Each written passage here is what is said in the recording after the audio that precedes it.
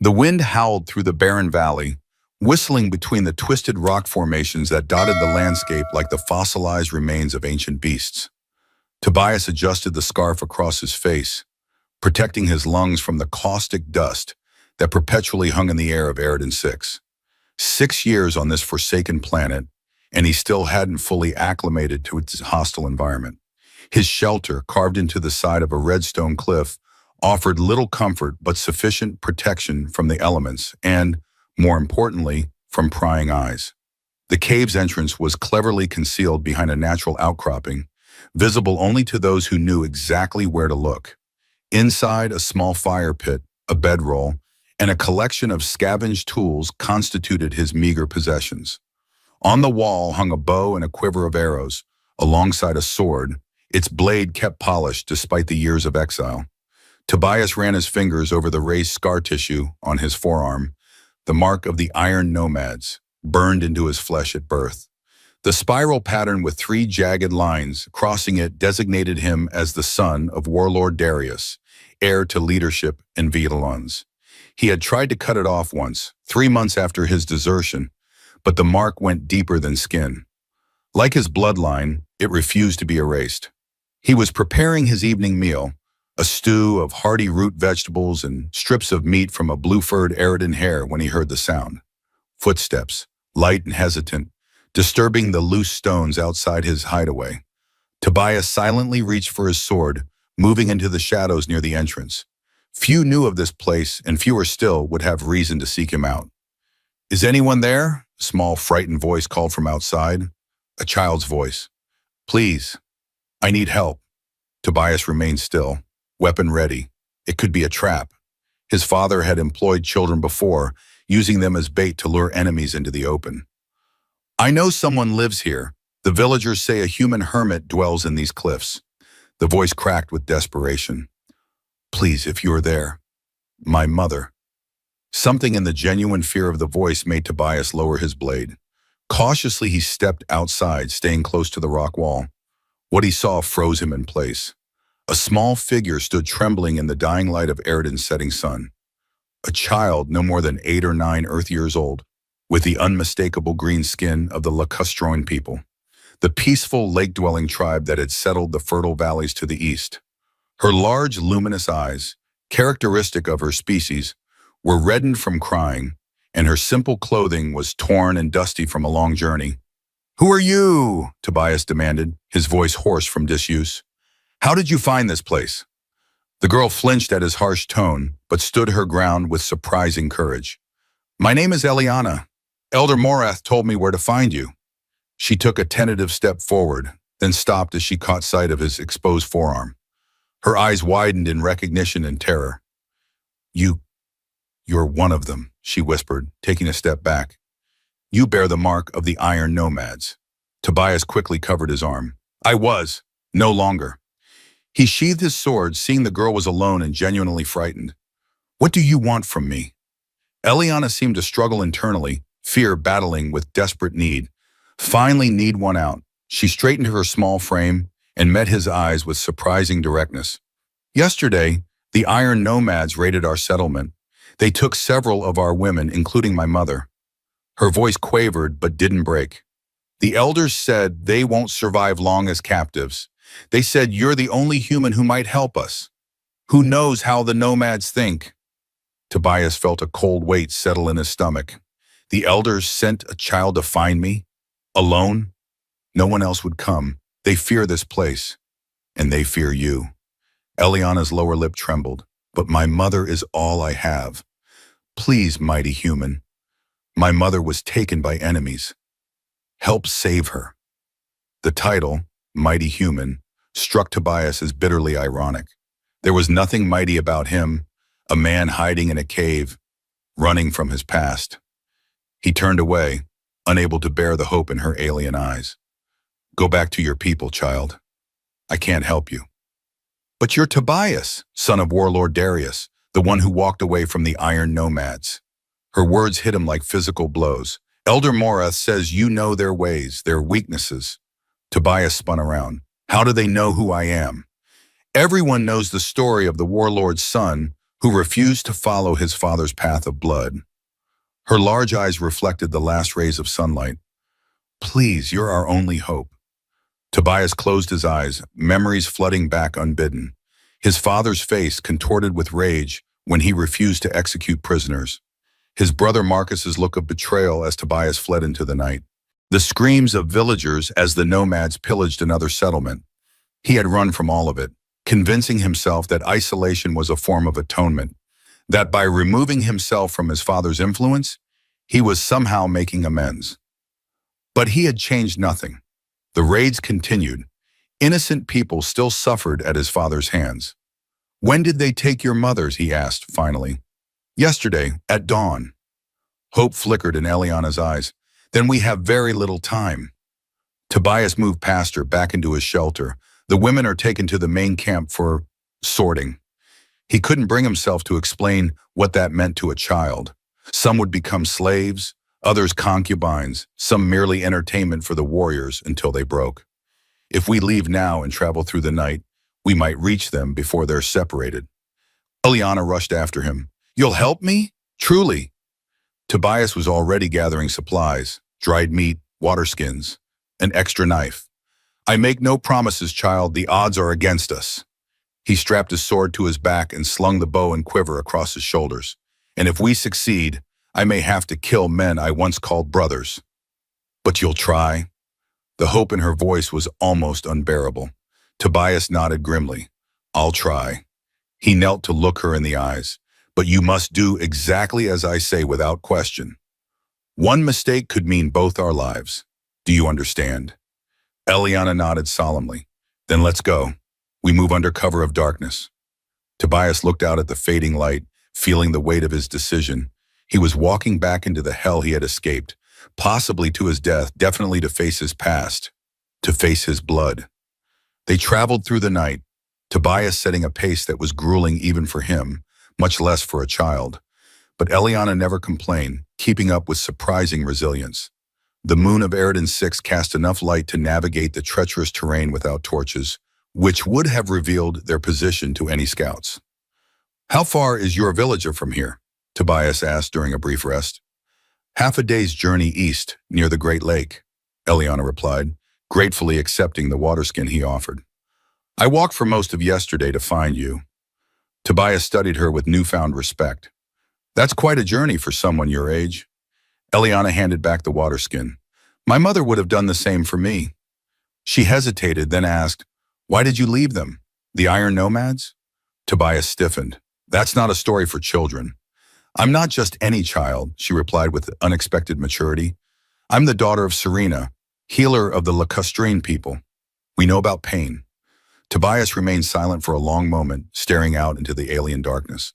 Finally he spoke, his voice low. My father believes in strength above all else. Compassion is weakness. Mercy is an illness to be purged. He unconsciously rubbed the mark on his arm. 6 years ago, we raided a human settlement. Colonists like the original founders of your village. There was a boy, younger than you. My father ordered me to kill him to prove my loyalty. Tobias closed his eyes. I refused. That night, I fled. So you've never killed? Eliana asked. Tobias gave a bitter laugh. I didn't say that. I was my father's son for 20 years before I left. I have blood on my hands that will never wash clean. He stood abruptly. Enough rest. We need to move. As they continued their journey, the landscape gradually changed from barren rock formations to sparse vegetation, evidence they were approaching the more habitable regions of Eridan 6. By dawn, they had reached a ridge overlooking a vast expanse of grassland that stretched toward distant mountains. Tobias motioned for Eliana to stay low as he crept to the edge, pulling out a small spyglass. Through it, he could see the nomad camp, a collection of mobile structures and tents arranged in the familiar spiral pattern that allowed for quick defense and quicker departure. Smoke rose from cook fires, and figures moved about, preparing for the day's march. There, Punt murmured, focusing the glass on a large tent near the center of the camp. That's where they'll keep the captives. How do we get to them?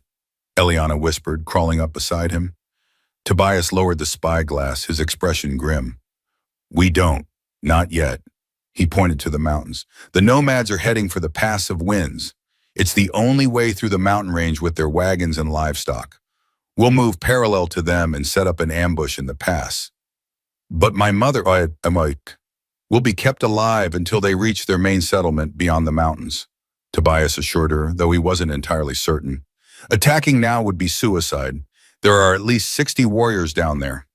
Eliana looked at the distant camp, her face a mixture of fear and determination. What if they hurt her before then? Tobias didn't answer immediately. The truth was that captives were often mistreated from the moment they were taken, but giving voice to that reality would serve no purpose except to increase the child's suffering. Your mother is a healer, you said. They value such skills. She'll be protected.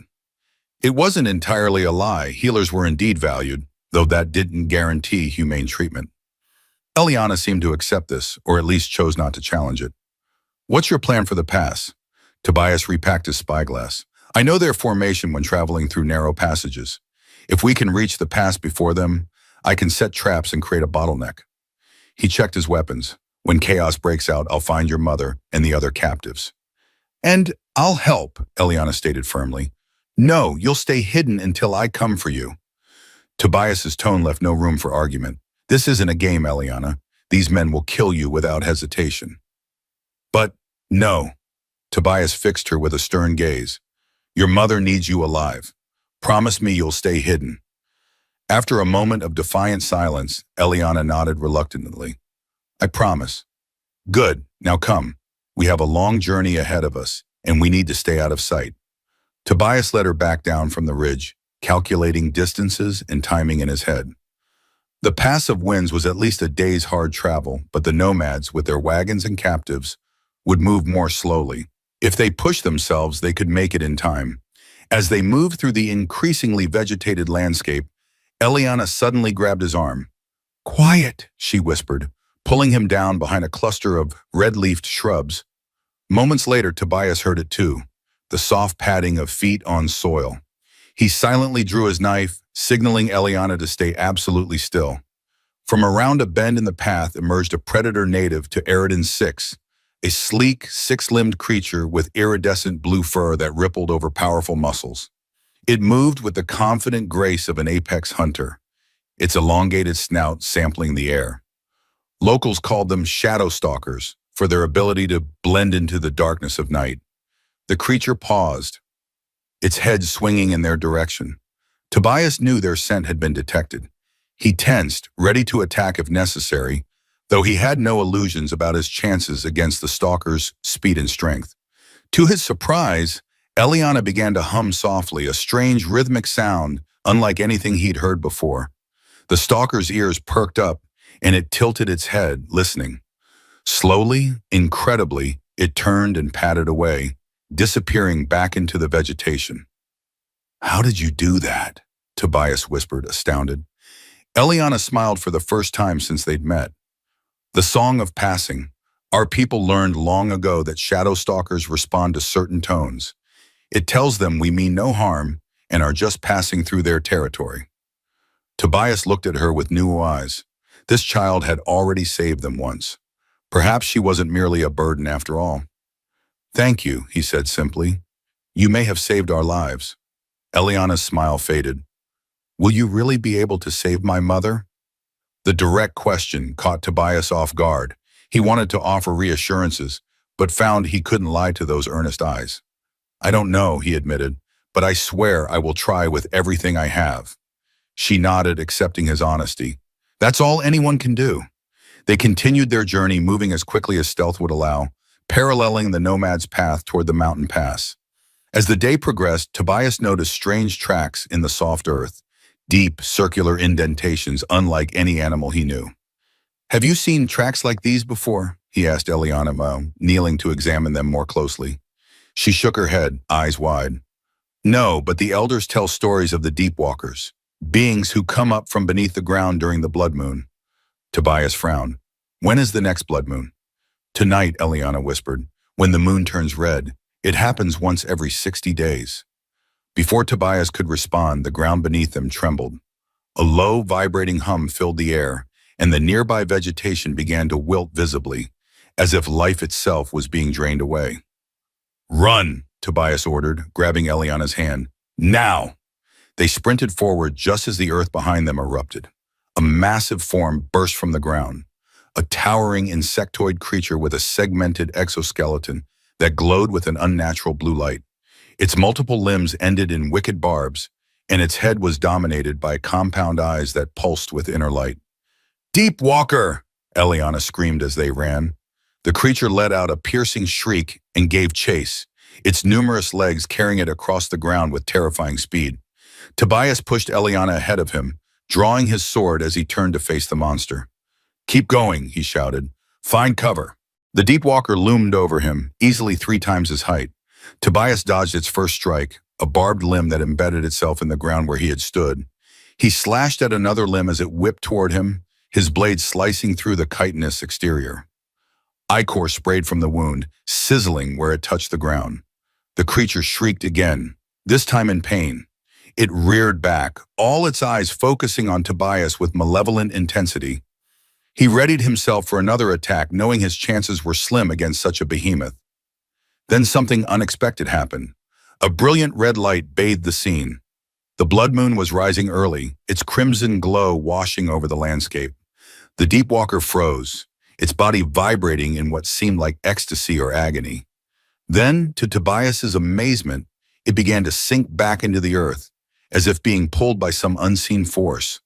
Within moments, it had disappeared completely, leaving only a gaping hole and the acrid smell of its ichor. Eliana emerged from behind a rock formation, her green skin pale with fear. "It's going back to the deep places," she said, her voice trembling. "The blood moon calls them home." Tobias stared at the hole, then at the red moon now clearly visible on the horizon. "Your people's stories seem to be accurate." He sheathed his sword. "Come, we need to keep moving while it's distracted." They pressed on with renewed urgency, both shaken by the encounter. The moon's crimson light cast eerie shadows across the landscape, transforming familiar shapes into menacing silhouettes. "The Nomads will be making camp," Tobias said as they paused atop a rise. "They won't travel during the blood moon. Too dangerous." "Then we can gain ground," Eliana suggested, her earlier fear giving way to determination. Tobias nodded. "Exactly, but we need to be careful. The Deep Walkers aren't the only creatures that hunt during the blood moon." As if summoned by his words, a chilling howl echoed across the plains. It was answered by another, then another, forming a chorus of predatory calls. "Blood wolves," Eliana whispered, pressing closer to Tobias. "They hunt in packs during the red night." Tobias scanned the horizon, spotting movement in the distance, sleek, four-legged forms with blue fur that seemed to absorb the moonlight rather than reflect it. They were moving with purpose, heading directly toward them. "They've caught our scent," he realized. "We need to find higher ground." The nearest elevation was a jagged outcropping of rocks about 100 meters away. They ran for it, hearing the wolves closing the distance behind them. The creatures were swift, built for pursuit across the open plains. Tobias reached the rocks first, turning to help Eliana scramble up the steep side. She had almost reached his outstretched hand when she slipped, sliding back down several feet with a cry of pain. "My ankle!" she gasped. Tobias saw the wolves closing in, less than 50 meters now, their eerie eyes glowing red in the moonlight. Without hesitation, he slid back down, scooped Eliana into his arms, and began climbing one-handed, using his legs and free arm to propel them upward. The effort was excruciating. His muscles screamed in protest, and sweat poured down his face despite the cool night air. The first wolf reached the base of the rocks just as they neared the top, leaping upward with supernatural strength. Its jaws snapped inches from Tobias's leg. With a final, desperate surge, Tobias heaved Eliana onto the flat top of the outcropping, then pulled himself up after her. The wolves circled below, their frustrated howls echoing in the night. "Are you all right?" he asked, examining Eliana's ankle. She winced as he touched it. "I think it's just twisted, not broken." Tobias nodded, relieved. "We'll rest here until morning. The wolves should disperse once the blood moon sets." He helped Eliana to a sheltered spot between 2 large boulders, then built a small fire using dry scrub gathered from the top of the outcropping. The flames provided warmth against the night's chill and would help keep the wolves at bay. As they huddled near the fire, Eliana watched the circling predators below. They're beautiful in a terrible way, she observed. Tobias followed her gaze. The wolves moved with sinuous grace, their blue fur rippling over powerful muscles. Nature often combines beauty with deadliness, he agreed, like your people's songs that calm the shadow stalkers. Or like you, Eliana said unexpectedly. Tobias looked at her in surprise. What do you mean? Elder Morath says you're like a blade, deadly but capable of protecting as well as harming. She touched his arm lightly. He says that's why you left the Iron Nomads, because you chose to protect rather than harm. The observation struck uncomfortably close to Tobias's own conflicted thoughts about his nature. Before he could respond, a new sound caught his attention, a rhythmic drumming that carried clearly through the night air. Do you hear that? He asked, rising to his feet. Eliana listened, her eyes widening. War drums. The Iron Nomads sometimes use them during sacred nights. Tobias moved to the edge of the outcropping, peering in the direction of the sound. In the distance, he could see pinpoint of light, torches or fires, moving in formation. A hunting party, he realized. They must have spotted our fire. Are they coming for us? Fear crept back into Eliana's voice. Tobias studied the lights. No, they're moving parallel to us, probably hunting the same wolves that found us. He frowned, calculating. But this changes things. If they're sending out hunting parties, they'll be more alert. Getting to the pass ahead of them just became more difficult. Eliana struggled to her feet, testing her injured ankle. I can walk, she insisted. We should keep moving. Not until morning, Tobias decided. The wolves are still out there and your ankle needs rest. We'll leave at first light. Reluctantly, Eliana sat back down. They ate a small meal of dried meat and hard bread from Tobias's supplies, then took turns keeping watch through the night. The wolves eventually wandered off in search of easier prey, and the distant drumming faded as the hunting party moved beyond hearing range. As dawn broke, the blood moon finally set, and the normal light of day began to return. Eliana's ankle had improved enough for her to walk with only a slight limp. They descended from the outcropping cautiously, checking for any remaining predators before continuing their journey toward the pass. The terrain became increasingly rugged as they approached the mountains. Vegetation gave way to bare rock and scree slopes that shifted treacherously underfoot. Progress was slow, with Tobias often having to help Eliana navigate the more difficult sections. Look, she said suddenly, pointing to a narrow cleft in the mountainside ahead. A shortcut. The hunters of my village sometimes use these passages to cross the mountains. Tobias studied the opening dubiously. How well do you know these routes? Well enough, Eliana assured him, and it will save us hours. We might still beat the nomads to the pass. After a moment's consideration, Tobias nodded. Lead the way. Anenbaum, lead the way, but stay close. These mountains can be treacherous. The passage proved narrower than it had appeared from a distance. They had to move sideways in some sections, their backs pressed against one wall, feet braced against the other. The air grew cooler and damper as they progressed deeper into the mountain. We're getting close to the inner chambers, Eliana said, her voice echoing slightly in the confined space. There should be a wider area ahead where we can rest. As promised, the passage eventually opened into a large cavern, dimly lit by phosphorescent fungi that clung to the walls and ceiling.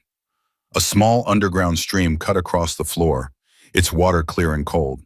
Tobias knelt to refill their water skins, grateful for the chance to rest in relative safety. As he straightened, something caught his eye, a glint of metal in the shadows near the far wall. Stay here, he instructed Eliana, drawing his knife as he moved to investigate. What he found sent a chill through him. A man lay dead against the wall, his body partially hidden behind a rock formation. He wore the distinctive leather armor of the Iron Nomads, though no clan markings were visible. An arrow protruded from his chest, and his throat had been cut, a finishing blow after the arrow had downed him. What is it? Eliana asked, ignoring his instruction to stay put as usual. Tobias moved to block her view of the corpse. A dead nomad, recent, maybe a day old. Her eyes widened. But who killed him? My people don't come this deep into the mountains. I don't know, Tobias admitted, scanning the cavern with new wariness. But whoever did it is probably still nearby. As if in answer to his words, a soft scraping sound came from above. Tobias looked up just in time to see a figure leap from a ledge near the ceiling, landing with feline grace a few meters away. The newcomer was human, female, clad in mismatched pieces of nomad armor over tattered survival gear. Her hair was cropped short, practical for life in the wilderness, and a network of scars crossed her exposed skin. Most striking was her left eye, or rather, the absence of it, covered by a crude leather patch. The right eye, fixed on Tobias with predatory intensity, was a piercing blue. "Fancy meeting you here, Tobias," she said, her voice rough from disuse but still recognizable. "Still wearing the mark, I see." Tobias stared in disbelief. "Lyra? You're alive?" The woman's mouth twisted in a mirthless smile. "Disappointed? I thought you might be." "No, Tobias struggled to process the revelation. "Father said you were dead, killed in the raid on the mining colony." "Nearly was." Lyra touched her eye patch. "Your father left me for dead after this. But it seems I'm harder to kill than he thought." Eliana looked between them, confusion evident on her face. "You know her?" "She's my sister," Tobias explained, still stunned. "My half-sister, from before my father became warlord."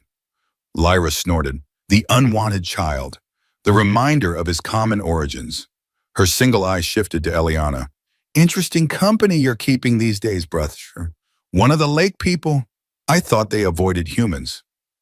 "My name is Eliana," the child said, straightening to her full height, which still barely reached Lyra's waist. "And Tobias is helping me save my mother from the Iron Nomads." This seemed to genuinely surprise Lyra. But he now, the prodigal son facing his daddy issues at last? She focused back on Tobias. "What changed? You were content to hide in your cave for years while the Nomads continued their raids." The accusation stung because it contained truth. "I was a coward," Tobias admitted. "I still am, perhaps, but I couldn't turn this child away." Lyra studied him for a long moment, then shrugged. "Well, if you're planning to hit the caravan at the Pass of Winds, you're going to need help." She gestured to the dead nomad. "I've been picking off scouts for days, but there are too many for one person to take on directly." "You've been tracking the caravan?" Tobias asked. "Since they left the lake settlement." Lyra knelt by the stream, splashing water on her face. "They have something I want." "What?" "The map to the old colony weapon cache." She saw Tobias's expression change. "Yes, brother, our father is planning something big, something that will make his previous raids look like child's play." Tobias absorbed this information grimly. All the more reason to stop him now. "My thoughts exactly." Lyra straightened. "So do we have an alliance? 3 is better than 2, or 1. Tobias hesitated.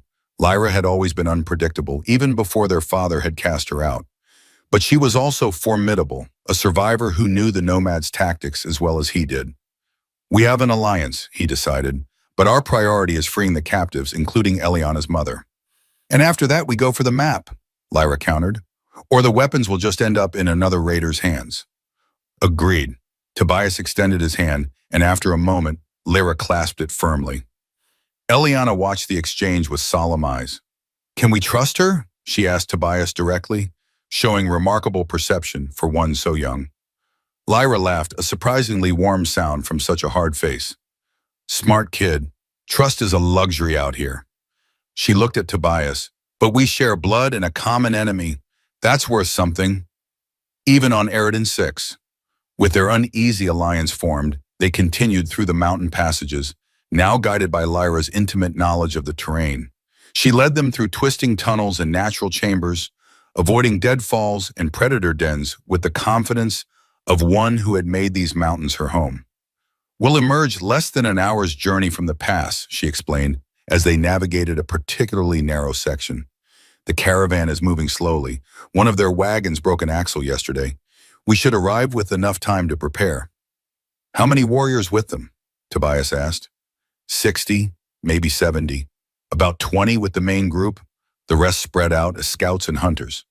Lyra glanced back at him. "Marcus is leading them." Tobias's jaw tightened. "And father?" "Riding a day behind with his personal guard. He rarely travels with the main caravan anymore. Too many attempts on his life." There was grim satisfaction in her voice. "Any of yours?" Tobias asked. Lyra's single eye gleamed. 3 so far. getting closer each time. They emerge from the mountains as promised, the pass of winds visible in the near distance. The narrow canyon cut between towering rock walls, its floor strewn with boulders, and the twisted remains of trees that had once attempted to grow in its harsh environment. Constant winds howled through the passage, giving it its name. Perfect place for an ambush, Lyra observed, surveying the terrain. Plenty of cover, limited maneuverability for the wagons. Tobias nodded. We'll need to time it perfectly. Hit them when the captive's wagon is in the narrowest section, but before the rear guard is fully committed. They set to work immediately, utilizing Tobias's original plan, but enhancing it with Lyra's intimate knowledge of nomad tactics.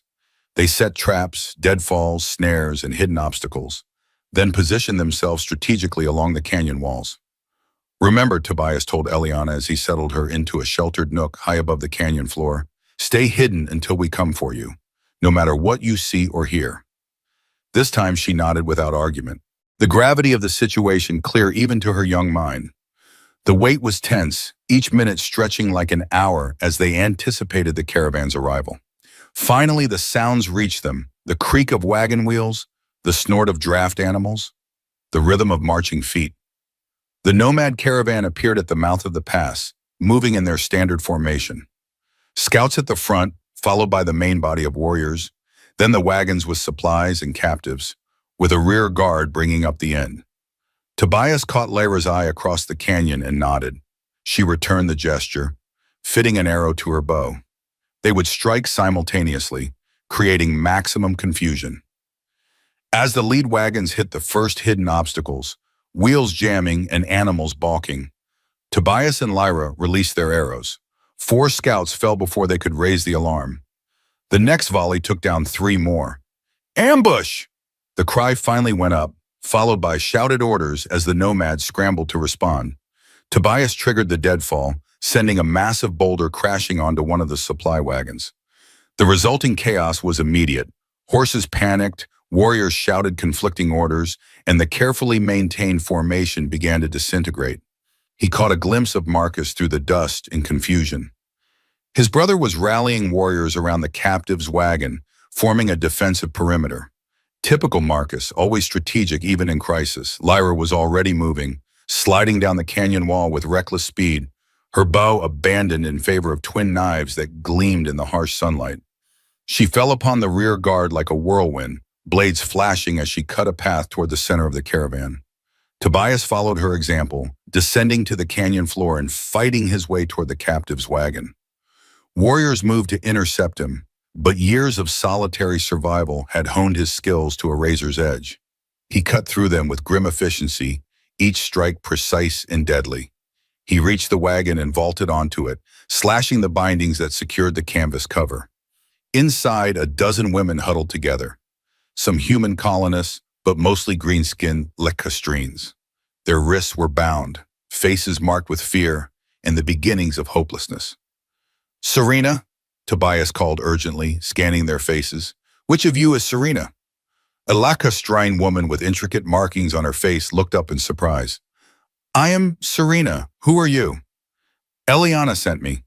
Tobias began cutting their bonds. There's no time to explain. When I create an opening, run for the north side of the pass. Don't stop. Don't look back. Recognition dawned in Serena's eyes. You're the deserter, the warlord's son. Before Tobias could respond, a voice called out from behind him, a voice he had hoped never to hear again. Hello, brother. It's been a long time.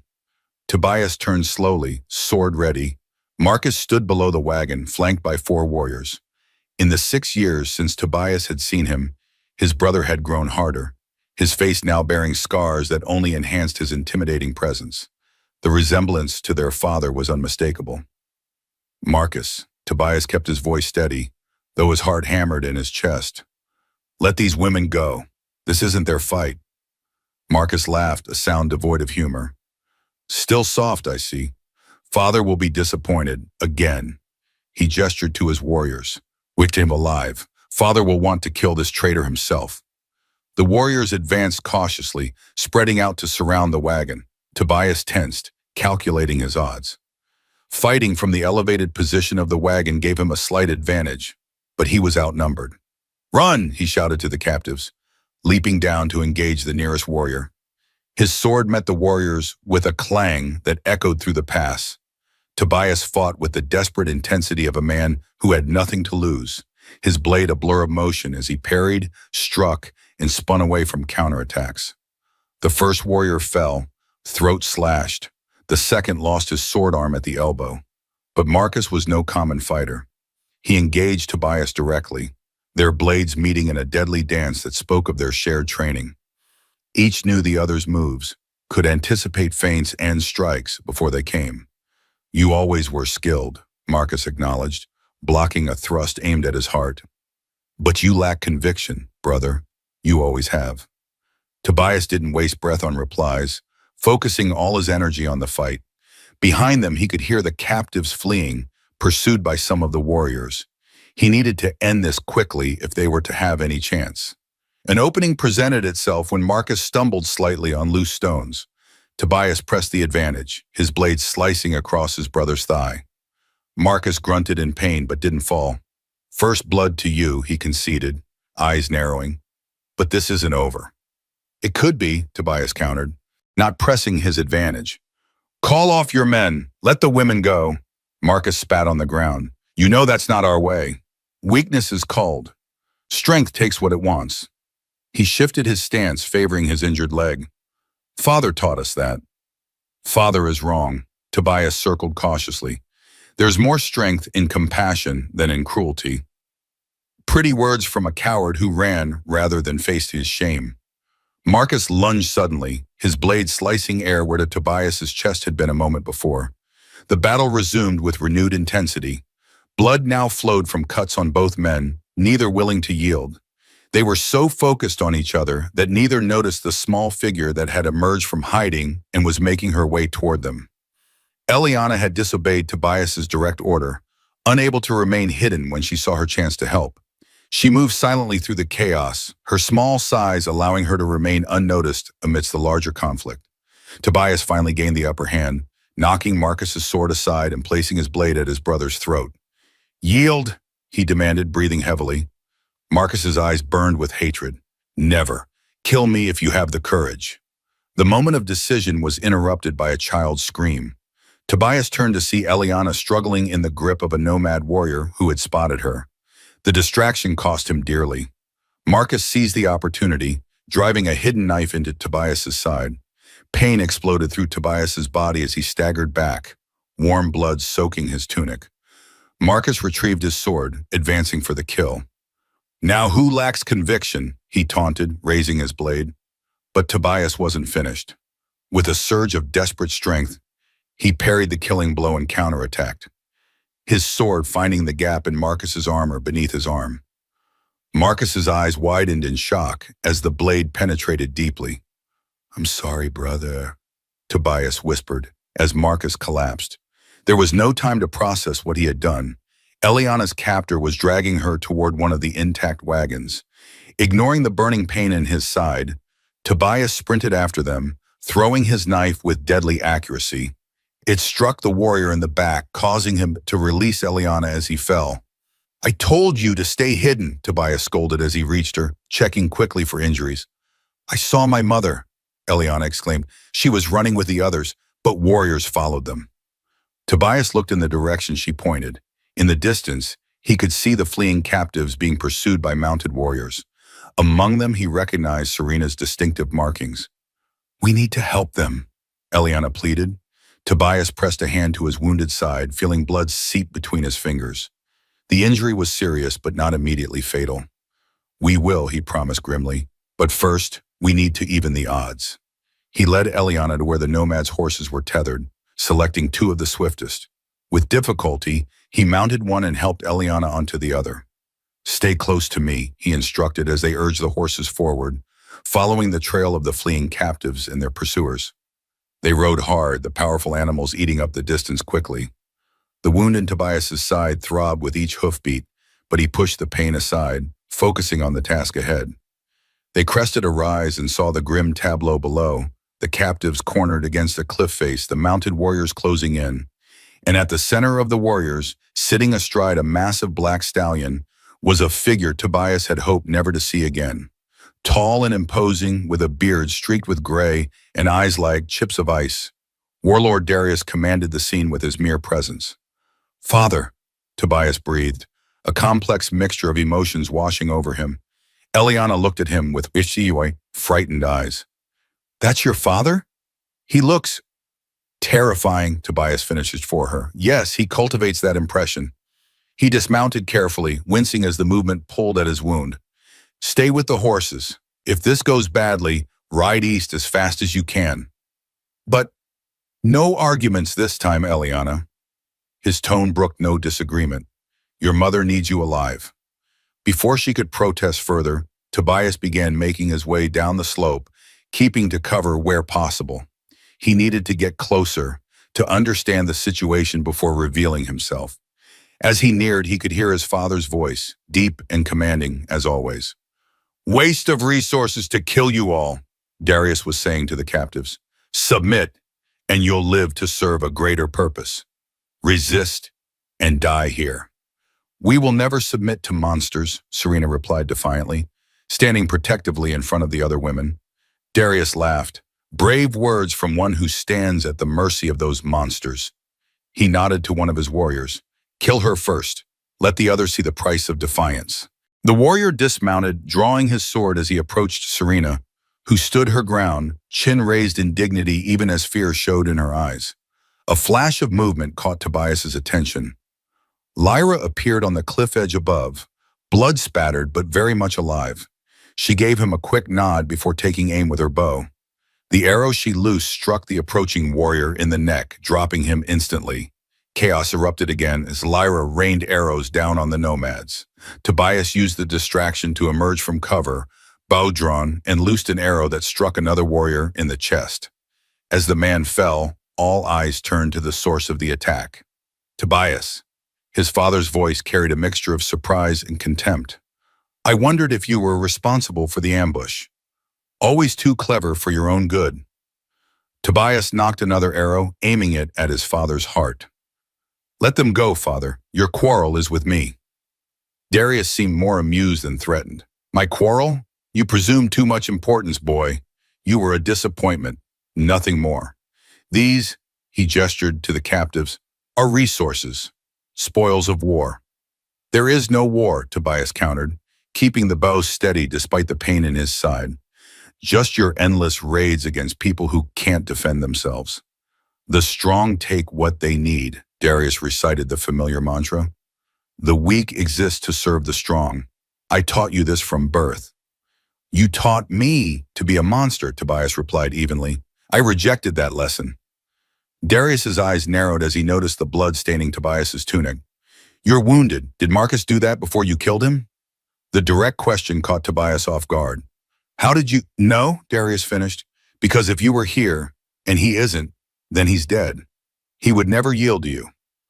A flicker of something, perhaps grief, perhaps respect, crossed the warlord's face.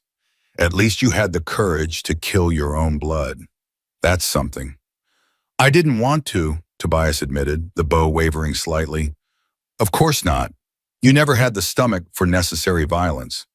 Darius dismounted, his movements deliberate and confident. "But you've killed your brother. Will you kill your father too?" The question hung in the air between them. Tobias's fingers tightened on the bowstring, then relaxed fractionally. Darius saw the hesitation and smiled coldly. "I thought not." He drew his sword, a massive blade that had ended countless lives. "I, however, have no such compunctions." He advanced with the casual confidence of a predator who had never known defeat. Tobias loosed his arrow, but Darius swatted it aside with his blade as if it were an annoying insect. Before Tobias could knock another, his father was upon him. The sword descended in a powerful arc. Tobias barely managed to drop the bow and draw his own blade in time to parry. The impact sent shock waves of pain through his injured side. "Still quick," Darius acknowledged, pressing his advantage with a series of brutal strikes. "But wounded and weak, as always." Tobias gave ground steadily, using speed and technique to compensate for his father's superior strength and his own injury. But he knew he couldn't last long. Blood loss was beginning to make his movements sluggish, his reactions slower. You know why you'll lose this fight, boy? Darius taunted, hammering another blow that Tobias barely deflected. Because you fight for others, I fight for myself. Selfishness is always the stronger motivation. You're wrong, Tobias gasped, lunging in a desperate counterattack that his father easily avoided. Compassion isn't weakness. Spoken like a true failure. Darius's next strike knocked Tobias's sword from his numbing fingers. And now, like all failures, you die. Tobias stared into his father's cold eyes, seeing no mercy, no love, only the implacable will that had driven the Iron Nomads to become the terror of Eridan 6. He braced himself for the killing blow. It never came. Instead, a small green form darted between them, arms outstretched protectively. No, Eliana cried, facing the warlord without flinching. I won't let you hurt him. Darius paused, genuinely surprised by the child's intervention. Move aside, girl. This doesn't concern you. It does, Eliana stood her ground, though she barely reached the warlord's waist. He came to save my mother. He fought his own brother. He's bleeding because of me. I won't let you kill him. Eliana, run, Tobias urged desperately. He'll kill you too. But Eliana didn't move. No, that's what cowards do. You taught me that. Before Darius could respond, another voice rang out, strong and clear despite its owner's injuries. Enough, Darius! Lyra stepped into view, bow drawn and aimed at her father's heart. The days of your tyranny are over. Darius's eyes widened in genuine shock. Lyra! Impossible! You're dead! Sorry to disappoint you, she replied coldly. You should have made sure of it. A strange tension filled the air as father and daughter faced each other, decades of hatred compressed into a single moment. Darius recovered quickly, his face hardening into its customary mask of contempt. So both my failures return on the same day. How poetic. He shifted his stance, clearly calculating his odds against Lyra's arrow. Don't, she warned, reading his intent. You're fast, but not that fast. Darius's eyes flickered between his children and the green child, who still stood protectively before Tobias. Something unreadable passed across his weathered features. Perhaps, he said finally, I have underestimated what drives men to fight. He raised his sword again, but instead of striking, he used it to point at Tobias. You, take these women and go. Consider this your inheritance, the lives you've saved today. Tobias stared in disbelief. What? Don't make me repeat myself, boy. Take them and go, before I reconsider. Darius sheathed his sword. But know this, the next time we meet, I will not stay my hand, blood or no blood. Lyra kept her bow trained on him, disbelief evident in her expression. You're letting us go? Just like that? No, sister, Darius said, the word twisted with sarcasm. I'm letting them go. You and I have unfinished business. His gaze shifted to the captives. The rest of you, leave now while my mercy lasts. Serena didn't need to be told twice. She quickly organized the other women, moving them away from the standoff. Lyra, Tobias called, struggling to his feet. Come with us. She shook her head, never taking her eye off Darius. No, brother. He's right about one thing. We have unfinished business. A grim smile touched her lips. Besides, someone needs to get that map. The map isn't worth your life, Tobias argued. It is if it saves thousands of others. Lyra's voice softened slightly. Go. Get the child and her mother to safety. This was always going to end between him and me. Tobias hesitated, torn between his duty to Eliana and loyalty to the sister he'd just found again. Darius watched the exchange with cold amusement. Always the indecisive one, he commented. Perhaps you should choose quickly before I change my mind about my generosity. The decision was made for him when Serena appeared at his side, supporting him as he swayed on his feet. You're badly wounded, she said quietly. We need to get you to safety. Eliana looked up at him with pleading eyes. Please, Tobias, I don't want you to die. With a last, anguished look at Lyra, Tobias allowed Serena to lead him away. Eliana took his hand, and together they joined the other captives in their retreat. Behind them, father and daughter remained locked in their standoff, two predators circling for the kill. Tobias didn't look back again.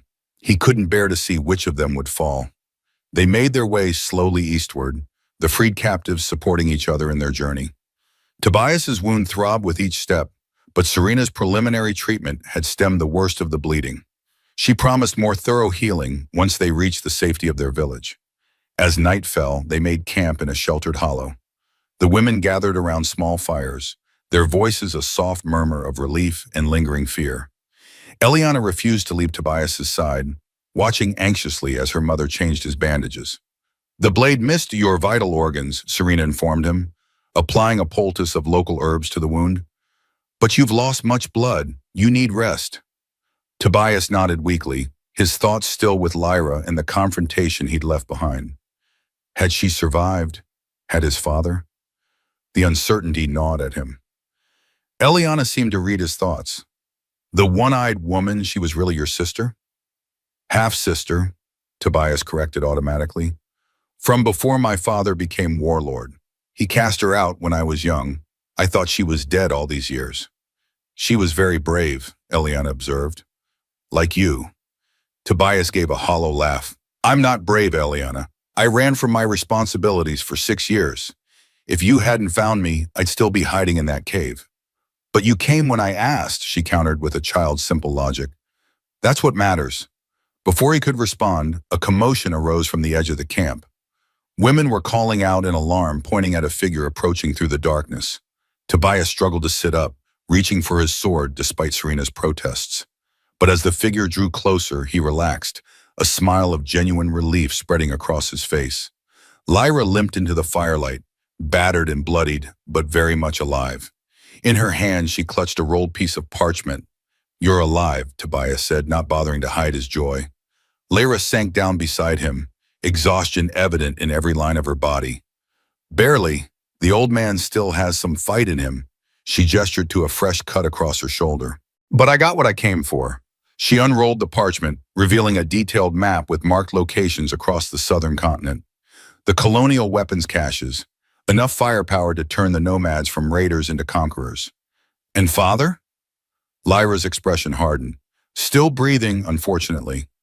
We fought to a standstill and then—" She shrugged. "Let's just say we both decided to live to fight another day." Tobias nodded, understanding. Some conflicts couldn't be resolved in a single confrontation. The history between Lyra and their father was too complex, too deep for that. "What will you do now?" he asked. Lyra re-rolled the map carefully. "Destroy the caches, one by one. Make sure no one, not father, not any other warlord, can use them." She glanced at him sidelong. "Could use some help."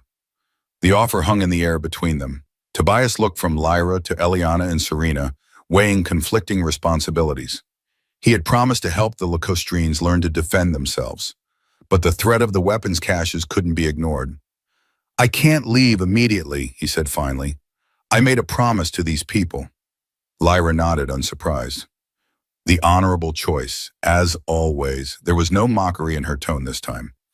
"Teach them what you can. When you're ready, find me." She tapped the map. "I'll be following this." Tobias awoke to the sound of water lapping gently against the shore.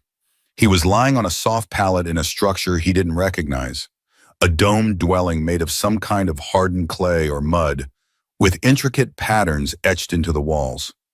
Light filtered through small, round windows, casting dappled patterns across the floor. "You're awake," Serena's voice came from nearby. She moved into his field of vision, carrying a bowl of fragrant liquid. "Good, you've been unconscious for 3 days." Tobias tried to sit up, only to be pushed gently but firmly back down. "Stay still.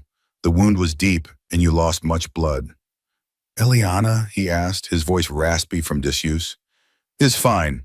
Worried about you, but unharmed." Serena helped him drink from the bowl, some kind of herbal tea that tasted both bitter and sweet. "She hasn't left your side except when I forced her to eat and sleep." As if summoned by the mention of her name, Eliana appeared in the doorway, her face lighting up when she saw Tobias awake. "You're not dead," she exclaimed with childish bluntness, rushing to his side. Despite the pain, Tobias found himself smiling. "Apparently not, thanks to you both." "You saved us first," Eliana reminded him, "and you fought your brother and father." The memory of Marcus falling by his blade sent a pang of grief through Tobias. Whatever his brother had become, they had once been close.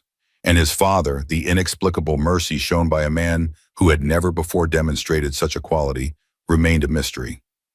"Where are we?" he asked, looking around at the unfamiliar surroundings. "Our village," Serena answered. "The lake settlement of the lacustrine people. You're the first human to be welcomed here in many years." Tobias absorbed this information slowly. "And the other captives?" "All safe. Some returned to their own settlements, but most remain here for now." Serena checked his bandages with practiced efficiency. "The wound is healing well, but you'll bear the scar." "One more won't make much difference," Tobias remarked dryly. Eliana touched his arm, just below the mark of the Iron Nomads. "Elder Morath says this doesn't have to define you. He says we all choose who we become, regardless of our blood." Tobias looked at the mark, the spiral pattern with 3 jagged lines crossing it, that had branded him since birth. For the first time, he didn't feel the urge to hide it or cut it away. It was part of him, yes, but not the whole of him. "Your Elder Morath sounds wise," he said quietly. "He wants to meet you when you're stronger," Serena informed him, gathering her healing supplies. "The council wishes to thank you properly for what you did." Tobias shook his head. "No thanks are necessary. I was just trying to balance the scales." "Some debts can never be fully repaid," Serena observed, her large eyes studying him intently. "But that doesn't mean we should stop trying." She left them then, moving with the graceful dignity that seemed characteristic of her people. Eliana remained sitting cross-legged beside his pallet. "Will you stay?" she asked bluntly, the question clearly having weighed on her mind. Tobias hesitated. For 6 years he had lived in isolation, believing that separation from humanity was his penance. But in the end, what had that accomplished? His father had continued his raids, people had continued to suffer, and Tobias had merely hidden from his responsibilities. "I don't know," he admitted honestly. "I'm not sure I belong anywhere."